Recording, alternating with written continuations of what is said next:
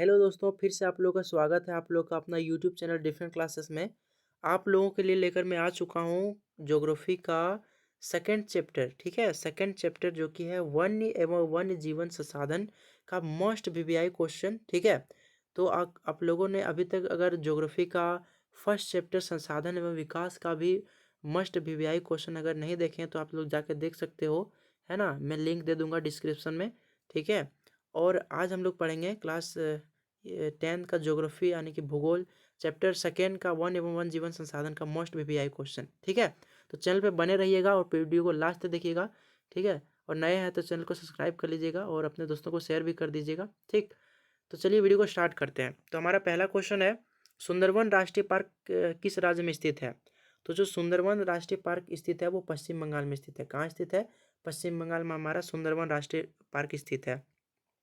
दूसरा जो क्वेश्चन है, निम्नलिखित में से कौन स्थानिक जाति का उदाहरण है।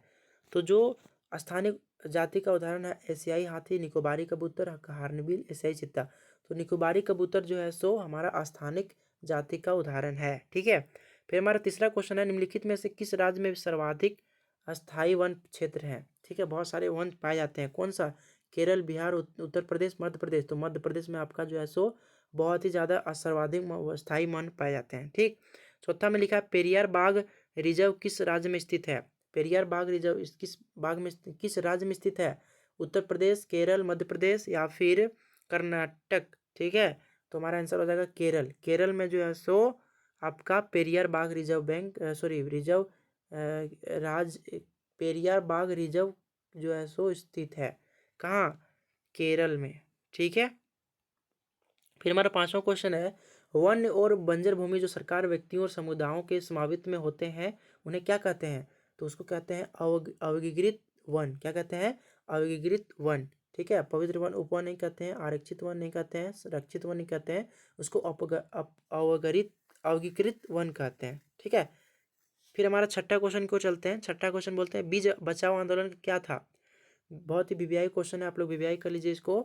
ठीक है, लिखा है, बीज बचाओ आंदोलन क्या था। तो ये जो था वो था टिहरी के किसानों द्वारा बिना रासायनिक खाद के फसलों का उत्पादन। ये तो बीज बचाओ आंदोलन था। ऑप्शन बी यानी कि दो, टिहरी के किसानों द्वारा बिना रासायनिक खाद के फसलों का उत्पादन। ठीक, हमारा सातवां क्वेश्चन है, चिपको आंदोलन क्या था। चिपको आंदोलन से आपको क्या तात्पर्य है, से आप क्या समझते हैं। बहुत ही इंपॉर्टेंट है क्वेश्चन।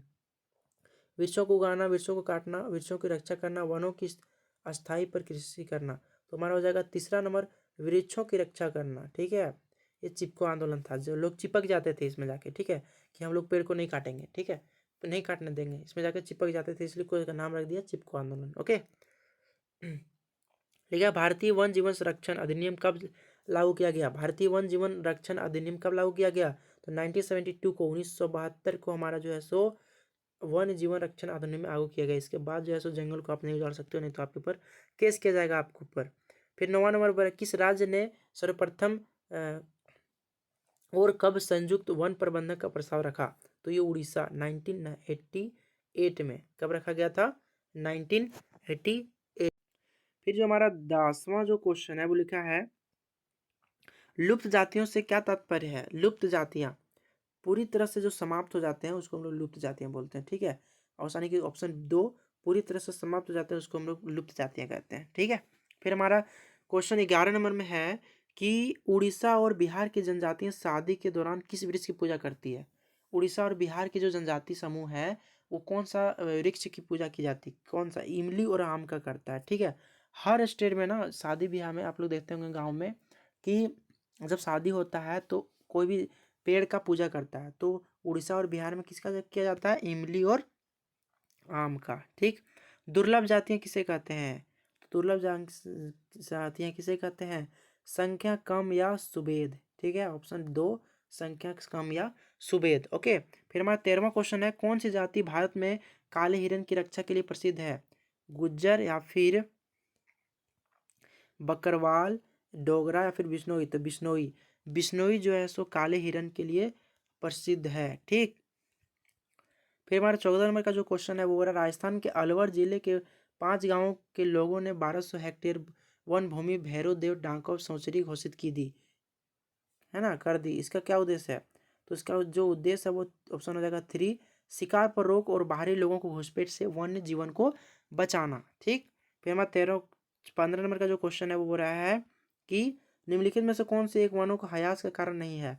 तो लिखा है रक्षक मेला का निर्माण, मेखला का निर्माण, खनन, बहुउद्देशीय घाट परियोजना, पशुचारण।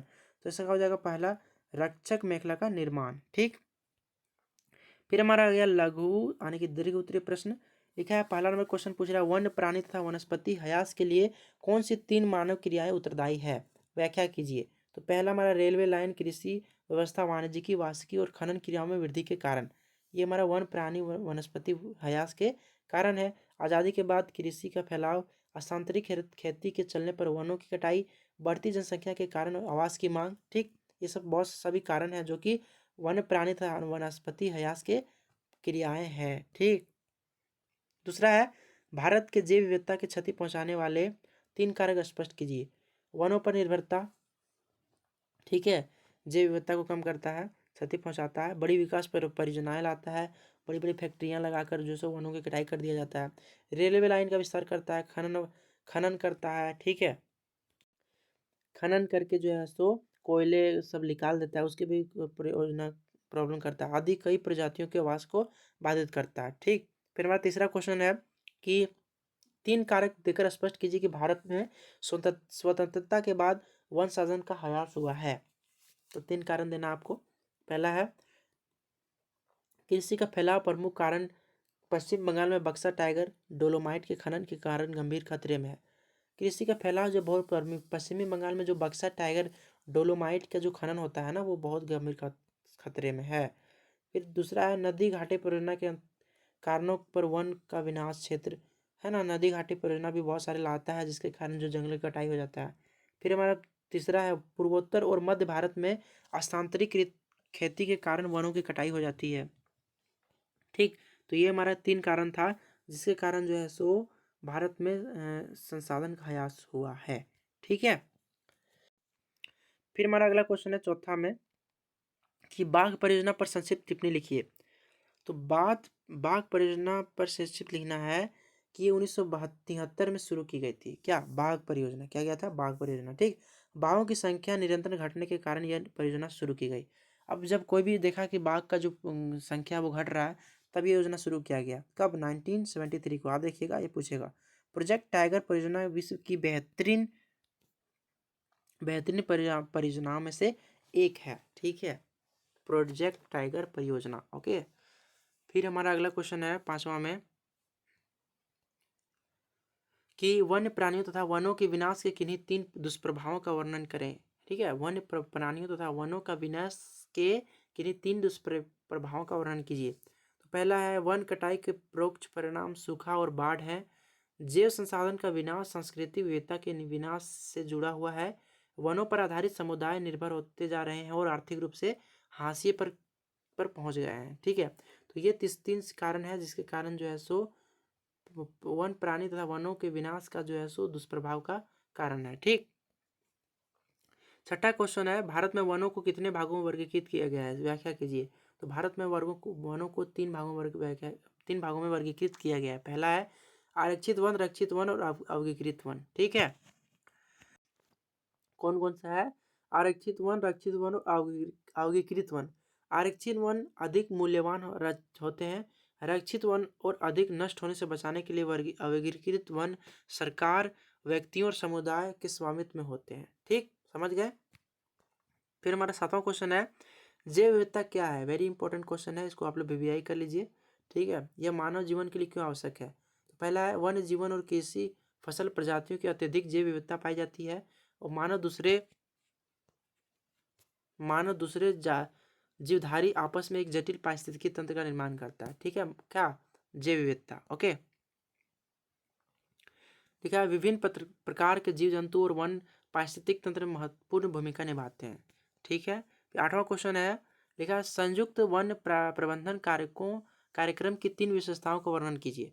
तो संयुक्त प्रबंधन के 3 विशेषताओं का वर्णन करना है। तो लिखा पहला स्थानीय समुदाय की भूमिका महत्वपूर्ण होती है। इस योजना का प्रारंभ सन 1988 से हुआ था। कब हुआ था, 1988 को। इसमें गांव के स्तर तक संस्थाएं बनाई जाती है।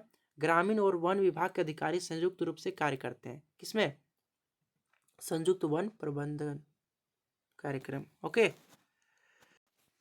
और फिर हमारा 9वां क्वेश्चन है कि वन्य जीवन संरक्षण के स्थानीय समुदाय की भूमिका का वर्णन कीजिए। वन्य जीवन संरक्षण के स्थानीय समुदाय का भूमिका पर वर्णन कीजिए। जंगल को जो है उसको अगल बगल वाले लोग कैसे बचाते हैं उसका जो है उसके बारे में बताना है। राजस्थान के अलवर जिले के जिले में 5 गांव के लोग ने 1200 हेक्टेयर वन भूमि भैरवदंड डाका सेंचुरी घोषित कर दिया। कहाँ के लोग? राजस्थान के लोग, ठीक है। और राजस्थान के अरवल जिले में जो 5 गांव थे वो 1200 हेक्टेयर जो है सो वन भूमि को भैरवदंड डाक सेंचुरी घोषित कर दिया गया, ठीक है। भैरवदंड डाक सेंचुरी पर गांव वाले द्वारा शिकार वर्जित किया गया है। वहां पर कोई जाके शिकार ये नहीं कर सकता है। राजस्थान में बिश्नोई समाज द्वारा काले हिरन का बचाव किया गया है। एक समाज है जिसका नाम है बिश्नोई समाज। किसका क्या नाम है? बिश्नोई समाज। इसका जो है सो काले हिरन को ये सब बचाता है। क्या बचाता है? काले हिरन, ठीक है। तो ये था वन्य जीवन को बचाता है कैसे लोग, ठीक है। सब कंप्लीट हो गया। हमारा 10वां क्वेश्चन है हिमालय में प्रसिद्ध चिपको आंदोलन का वर्णन कीजिए। तो हिमालय में प्रसिद्ध चिपको आंदोलन बताया गया है कि यह हिमालय क्षेत्र में स्थानीय लोगों के द्वारा प्रारंभ किया गया था। यह आंदोलन की सुंदरलाल बहुगुणा द्वारा प्रारंभ किया गया था, ठीक है। किसके द्वारा प्रारंभ किया गया था? यह आंदोलन सुंदरलाल बहुगुणा द्वारा प्रारंभ किया गया था, चिपको आंदोलन, ठीक है। इसमें स्थानीय लोग पेड़ों से लिपट जाते थे कि हम पेड़ को नहीं कटने देंगे, ठीक है। जब पेड़ों की कटाई हो रहा था उसमें कुछ योजना आया था जिसके कारण पेड़ों की कटाई हो रहा था, तो लोग क्या करते थे? पेड़ से जाकर चिपक जाते थे कि हम ये पेड़ नहीं काटने देंगे, ठीक है। इसको काटने से पहले हम लोग को बलि देना होगा, इसके बाद आप लोग पेड़ को काट लीजिए, कोई दिक्कत नहीं है। तो इसको आप लोग जब चिपक जाते थे उसके लिए इसको नाम क्या दे दिया? चिपको आंदोलन। ओके। फिर हमारा 11वां क्वेश्चन है निम्नलिखित किन राज्यों में स्थित है? कार्बेट राष्ट्रीय उद्यान। तो कार्बेट राष्ट्रीय उद्यान है उत्तरांचल में। कहाँ है? उत्तरांचल में। बांधवगढ़ राष्ट्रीय उद्यान ये है मध्य प्रदेश में। सरिस्का ये है आपका राजस्थान में। और मानस बाघ रिजर्व ये जो है आपका जो है सो है असम में। और पेरियार बाघ रिजर्व ये है आपका केरल में। देखिए ये सारा चीज़ है। और ये कहाँ स्थित है इंडिया का मैप में, कौन सा जगह है वो भी आप लोग कंप्लीट कर लीजिएगा, ठीक। इसके बाद हमारा अगला क्वेश्चन 12वां है स्वतंत्रता प्राप्ति के बाद वन संरक्षण के लिए किन किन 3 कार्यों का वर्णन कीजिए। स्वतंत्रता के बाद जो है जंगल में वन संरक्षण कैसे किया गया उसके बारे में 3 कारण आपको बताना है। तो 3 नहीं, मैं 4 लेकर आया हूँ। भारतीय वन जीवन अधिनियम 1972 का निर्माण किया गया जिसके तहत वन को आप लोग कभी भी नुकसान नहीं पहुंचा सकते। अगर पहुंचाएगा तो आप लोग को कानूनी कार्रवाई की जाएगी। दूसरा है जनता को विभिन्न माध्यमों से जागरूक किया गया। पर्यावरण विभाग का स्थापना की गई। वनों का वर्गीकरण किया गया, ठीक है। तो ये सब 3 4 5 कारण थे, 4 कारण जिसके कारण स्वतंत्रता के बाद जो है जंगल का बचाव किया गया। फिर हमारा अगला क्वेश्चन है